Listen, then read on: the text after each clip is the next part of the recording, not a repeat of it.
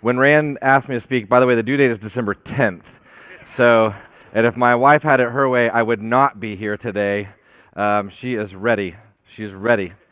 But I did get a text message from her about 30 minutes ago and thought, oh, shit. Rand's going to be unhappy. But it just said good luck. When Rand asked me to speak, he told me I had 17 minutes and wanted me to talk about the long arc of my career, the path that I took to get here where I am today, and where that's going to go in the future. My response to him was two things. Number one is, Rand, you know I'm a man of few words. It just takes a lot of words to get to those few words. So 17 minutes is not going to be enough. And the second thing is, I told him, you could not have asked me to do this at a better time, because when Cafe Momentum opened on January 29th, 2015, my goal was to work myself out of a job in 10 years. I am 5 years away from working myself out of a job, and I am just now figuring out what that looks like. When people used to say, well, what are you going to do? I'd say, I don't know, sleep, maybe, I don't know. But the journey for me started when I was young. For those of you that are from Dallas, spent enough time in Dallas, go ahead and get the hands up. Have ever watched Channel 8 News and know sportscaster Dale Hansen? That was my idol as a child. So much so that I wrote him a letter in the 8th grade and asked him if I could follow him around for the day. He said yes. Two things came out of that day. Number one is Dale was late to work, which if you're from Dallas, you know anything about Dale, par for the course. Because he was late, I sat in the lobby patiently waiting for him to come in, and the doors opened, and Dale did not come out, but Walter Cronkite did, and I got to meet the legend. Second thing is, I learned how to ditch a 13-year-old that you really don't care about babysitting. Dale told my mom I could absolutely stay for the 5 o'clock and 6 o'clock newscast, and if I wanted to stay for the 10 o'clock newscast, that's perfect. He would just run me down the street to dinner at Hooters. My mom picked me up at 6:32 p.m., and I went home.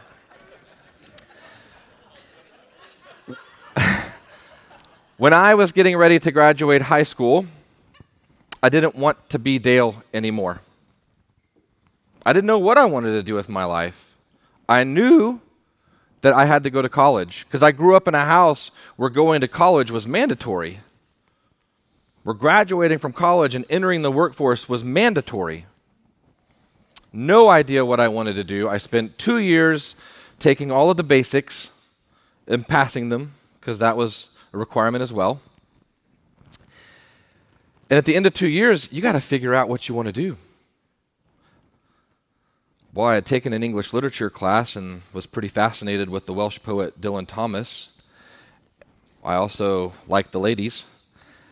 And I thought the ladies would think it was cool if there was a guy that knew a lot about Welsh poet Dylan Thomas. So I told my parents, I am going to graduate from college with a degree in English literature.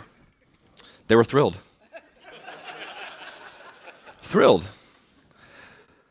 I said, but when I graduate, I will have fulfilled my obligation to you, my amazing parents, but I want to go try cooking because I really don't want to read any more books. I don't want to sit at a desk. I want to be creative. So I'll try cooking. And if it doesn't work, I have my degree. I'll go preach about Dylan Thomas, live on your couch. That'd be great. My dad, key phrase, live on your couch. My dad said, no, son, I think that you should go to culinary school. And I said, okay. Now, if you know my dad, if you know anything about my dad, my incredibly conservative father, you know that him telling me that I should give up a 4-year college education and enter the workforce to go to culinary school and play with food for the rest of my life is about the equivalent of him saying, son, if you love rock and roll, then let's get you a guitar and a van and hit the road. I went to culinary school, and I did have a goal. My arc was to graduate culinary school and at some point own my own restaurant and be the chef of that restaurant.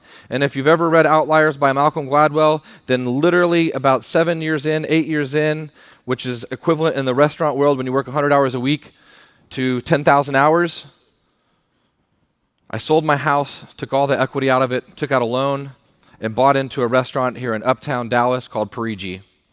The year was 2007. I'm going to say that one more time. The year was 2007 that I sold my house and took everything I had and put it into a really, really safe industry. The market crashed. Restaurants were closing left and right. But in spite of that, D Magazine, a prominent local publication here in Dallas, not only nominated me for Best Up-and-Coming Chef, but I grew our business 38% in spite of the recession.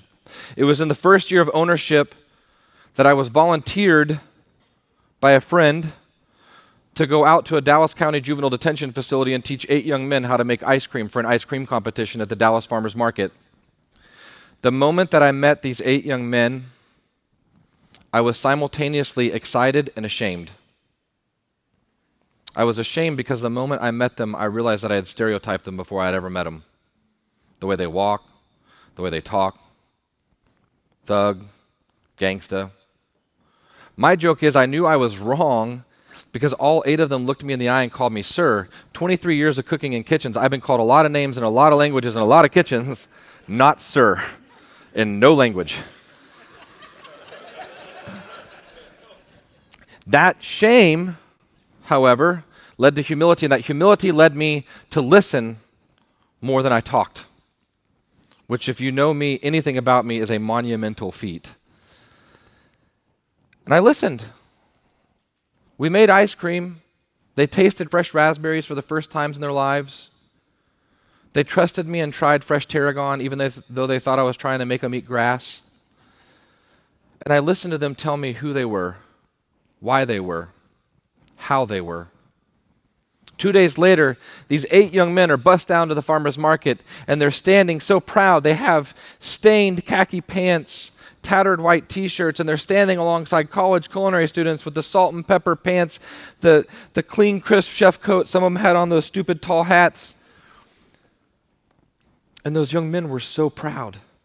And at the end of the competition, one of them actually won the whole thing.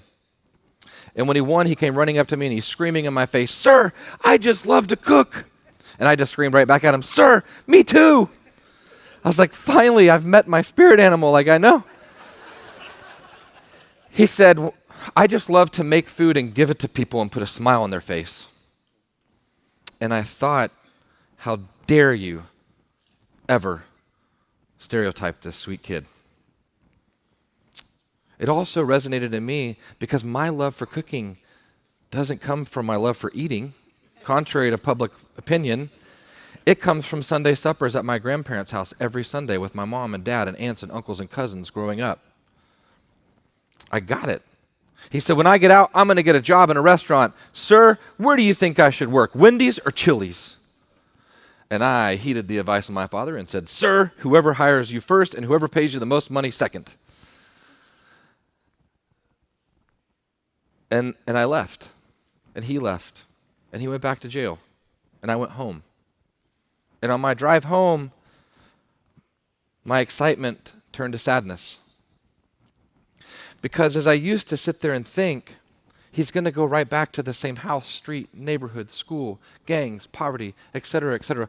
All the things that led him on a path to detention.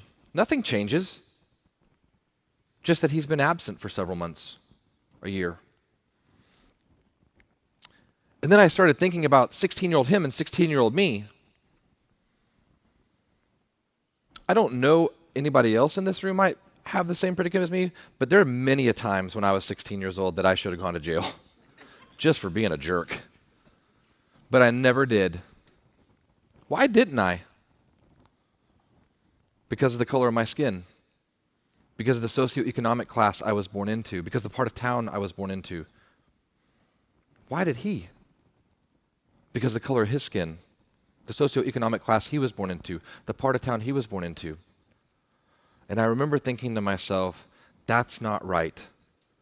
I did nothing in my life to deserve any of the opportunities and privileges I've been afforded other than just be born. Not to say I don't work hard, not to say I don't study hard, but there was nothing put in place to give me advantages over him. And conversely for him, there was nothing that he ever did to be born with the lack of opportunity, of privilege. And I thought, that's not the world I want to live in. And it was then that the idea for Cafe Momentum was born. Now, Cafe Momentum itself is consistently ranked as one of the top restaurants in Dallas, which makes my little chef heart happy. We do take pride in that because it proves that our staff can and will rise to whatever level of expectation is set for them as long as we're giving them the tools and resources, support, hope, and opportunity to do so. Because Cafe Momentum, more importantly, is a 12-month paid post-release internship for young men and young women exiting Dallas County juvenile detention facilities. And over the course of the 12 months, they work their way through every single station in the restaurant. So they'll spend time being a dishwasher, a prep cook, a line cook, a busser, a server, a host, hostess, food runner. We do that for 3 reasons. Number 1, they're learning new life skills and social skills, and they get to apply them in the different environment each one of those positions, stations, supports. Example, the way in which we would disagree appropriately with a fellow line cook in the kitchen when you're trying to get food out for 15 tables at one time is very different than the way that you would appropriately disagree with a Yelper that sat down 10 minutes ago, ordered 3 minutes ago, and is complaining that they've waited 45 minutes for their food. Not that that ever happens in restaurants. Number 2, they're learning what their strengths are. What are they good at? What do they like doing? For many of them, their life has been based on survival. So the idea that they don't have to think about surviving but thriving is new to them. We had a young man a couple of weeks ago. We ran a special on a Saturday night and said whoever sells the most specials gets to order a free entree at the end of the night. He sold us out of every single special in 45 minutes, and he wasn't even waiting tables. He was a busser. First point of contact to every table when he poured water in their glasses. He created a sales pitch, he devised it, he employed it, and at the end he would say, "So you let your server know that DJ told you to order the special." 45 minutes later, he had a free entree, and the Dallas Bar Association later told me, he could be an attorney. I said he could. Doesn't speak well for you all, but he could. In addition to all of that, we have a whole team of case managers, a staff psychologist, curriculum coordinator, education coordinator that work to build an ecosystem of support around these young men and young women so that we can continue to push and remove barriers that have previously forced them on a path to incarceration. And we measure success at a baseline. We look at recidivism. Recidivism is a hard word to say. Try to say it 3 times really fast. But it just means reincarceration. It means to go back to jail. And in the state of Texas, in the United States of America, we are really good at arresting people, putting them in jail, and getting them back in once they get out. In fact, in the state of Texas, 48.3% of young men and young women that go to jail will reoffend and go back in less than 12 months.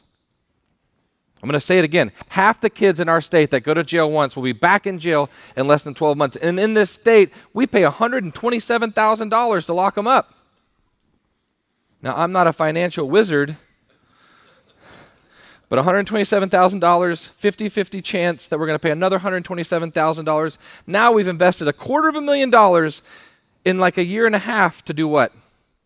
Guarantee that they spend the rest of their life going in and out, in and out. And who pays that bill? Us. Again, surprise. At Cafe Momentum, we've worked with, as Tim mentioned, 811 young men and young women.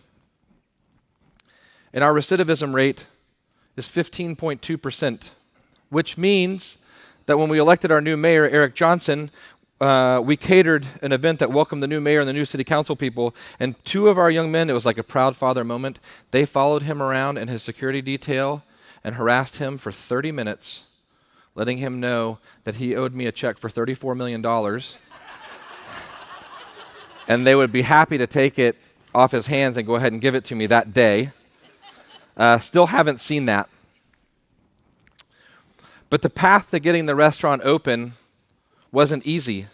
Because when you go out in the community and you start telling people, I'm going to take kids out of jail and I'm going to teach them to play with knives and fire, and I just need you to give me $250,000 to do it, it doesn't go over so well. People say things to me like, well, what are you going to do when the kids stab each other in the kitchen? Those kids don't want to work. They just want to collect a check. Those kids have never been to a nice restaurant. They can't cook your food. And you realize, how are these kids ever going to achieve their life's full potential when the entire community thinks that they're somebody completely different than who they are? So we launched this monthly series of pop-up dinners. They sold out in 15 seconds. We did 41 of them over 3.5 years, ramping up to the restaurant opening. We opened the restaurant, and here we stand today, 5 years after the restaurant opened. And for me, I had to look at, what am I going to do after I work myself out of a job in 5 years? Well, I thought I should look at expansion. What does growth look like? What does expansion look like? And as I thought about expansion, I kept thinking about something else, which is the word integrity. I wrote it down in my ILP that it was my number one core value. It's the number one value of our organization. But when I work with these kids and I know their stories and I know their histories, it pushed me to study our history and the history of us as a country. Because what's tied up with them achieving their full potential is completely tied into the history of their people. By and large, the population of children that I work with are African American and Latino. We know the history of African Americans in this country, or do we? In 1787, we established something called the 3/5 Compromise. Anybody ever heard of it? Half the room. 3/5 Compromise said we have to count a census, which means that we have to count our slaves, but they're not really people. So we'll compromise and say that they're 3/5 of a human being. And that's how we treated them. When we abolished slavery in 1864, we passed the 13th Amendment in 1865 that said slavery is abolished unless you're convicted of a crime, and then we can put you back in enslaved conditions. And guess what we did? We started arresting every African American we could. Continue to fast forward to giving them the right to vote. We enacted something called the 1-drop rule that said if you have 1 drop of African American blood in your body, you are not a citizen. You're not a human. And we think things have changed. It's 2019, right? What would you say if I told you that Dallas, Texas is more segregated today than it was pre-desegregation?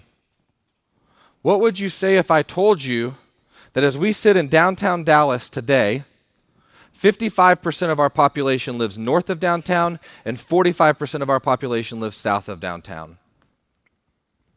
55% that lives north look like me. 45% that live south don't. Now, what if I told you that if you're looking at a city that's divided in half, 95% of the jobs in this city are north of downtown Dallas, and 5% of the jobs are south? What would you say if I told you that in this country,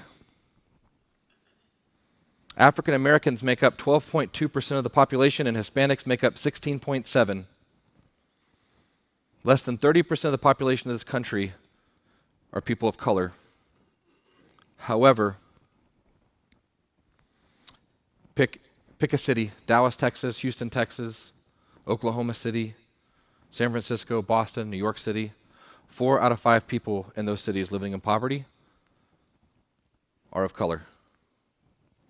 So for me, it's become abundantly apparent that if I'm going to help the kids achieve their full potential, then we need to begin to create a conversation around the country. We need to work together to begin to remove these inequities and these barriers, to dismantle these systems. And what does that look like? Because number one is I am just a glorified potato peeler, a very fast one. Number two is, how do you continue to grow? If we have these systems in place, if we have these stereotypes all around the country, how do you continue to break them down? So what I did this year is I launched a national series of pop-up dinners. And when I announced that I was launching a national series of pop-up dinners, I was caught wind by a little small group called the National Football League. And they said, hey, we'll do them with you. So our first pop-up dinner was in April. It was the night before the NFL draft. And we held a dinner in Nashville, Tennessee. We used 10 youth from Nashville. The NFL came along and supported us. And we invited politicians from both parties, from a local, state, and federal level in Tennessee. And we built the dinner around having a conversation between these athletes, between philanthropists, and between political figures. What was the result? The state of Tennessee started looking at labor laws. The state of Tennessee started looking at incarceration practices. Nashville is now launching their own series of pop-up dinners in efforts to open a brick-and-mortar Cafe Momentum type restaurant in the next few years. We went to Los Angeles. In Los Angeles, we worked with the Los Angeles Rams football team in the National Football League, and we had a dinner in September, and we worked with the Ventura County Youth Facility. We brought 10 kids in 2 trainings, 2 2-hour trainings. They pulled off a gourmet multi-course dinner. And again, we had politicians in the room. We had athletes in the room. We had philanthropists in the room. And as a result, we're working with the California Department of Juvenile Justice to build a restaurant inside the Ventura County Youth Facility. And we're working with restaurateurs, some of the top restaurateurs in Los Angeles, to guarantee job placement for young men and young women exiting that facility. In Maine, we just worked with the Hospitality Maine, their restaurant and hotel association, and the Maine Department of Corrections. They signed a letter of agreement to hire every prisoner coming out of prison into the restaurant industry. And in January, we're doing a dinner at some event called the Super Bowl. And we're working alongside the Players Coalition, Anquan Bolden, Sean Alexander, and the NFL. And we're continuing to push what happens when we embrace our community. And for me, in looking over the long arc of time, it's given me where my calling truly is and where I will continue to push and go. And that's to work with these young men and young women to continue to allow them to build the lives that they deserve to live and that they want to live, which is a very far cry from being the next Dale Hansen. But I'm sure he approves of that, and my parents certainly approve of that. And with that, I just want to thank you all very much for allowing me to take up some of your time today. Now I'm going to rush off stage and run backstage and check my phone to make sure that I'm not supposed to go straight to the hospital. But thank you all very much.